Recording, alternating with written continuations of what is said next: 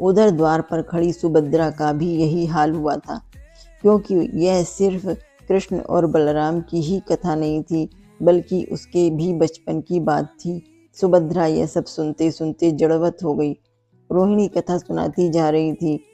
कृष्ण जब मुरली बजाना शुरू करते तो गोपियां अपने काम धाम छोड़ देती थीं।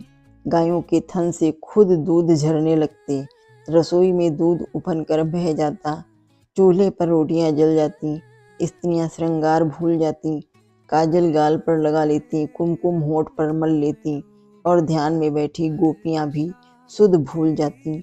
सबसे विचलित होती राधा, जो मुरली की तान सुनकर ही वन में दौड़ी चली जाती थी। उधर राजमहल में राज परिवार की स्त्रियों के ना होने से हलचल मच गई। कृष्ण बलराम ने सुना तो किसी अनिष्ट की आशंका से खुद सुभद्रा व अन्य सभी को खोजते हुए रैवतक मंदिर तक पहुंच गए। वहां उन्होंने सुभद्रा को जड़ स्थिति में खड़ी देखा तो वे भी वहीं खड़े हो गए। उधर माता रोहिणी अपनी कथा सुनाने में मगन थी। अपनी बाल कथाएं सुनते सुनते तीनों भाई बहन जड़वत हो गए।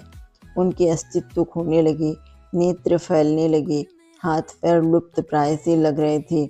ऐसा लगता था कि जैसे शरीर से कोई धारा ही फूट पड़ी हो। बाल लीला का प्रसंग अंदर जारी था और इधर श्री कृष्ण अपने बड़े भाई और बहन के साथ परम लीला कर रहे थे। इतने में देव ऋषि नारद वहां पहुंचे। प्रभु को इस रूप में देखकर वही विह्वल हो गए। नारद मुनि ने चिताने पर प्रभु अपने वास्तव में लौटे तो देवर्षि ने उनसे इसी स्वरूप में दर्शन की विनती की। कहने लगे कि प्रभु, मैंने जिस स्वरूप के दर्शन किए हैं, मैं चाहता हूँ कि धरती लोक में चिरकाल तक आपका ये स्वरूप में दर्शन हो। प्रभु ने कहा, देवर्षि, जैसा आपने कहा है वैसा ही होगा। कलिकाल में इसी रूप में नीलांचन क्षेत्र में अपना स्वरूप प्रकट करूंगा। आपने जिस बाल भाव वाले रूप में मुझे अंगहीन देखा है, तब मेरा वही विग्रह प्रकट होगा। मैं स्वयं अपने भक्तों को दर्शन देने के लिए उनके बीच जाऊंगा। अपने भाई बहन के साथ मेरा ये स्वरूप जगन्नाथ के नाम से जाना जाएगा।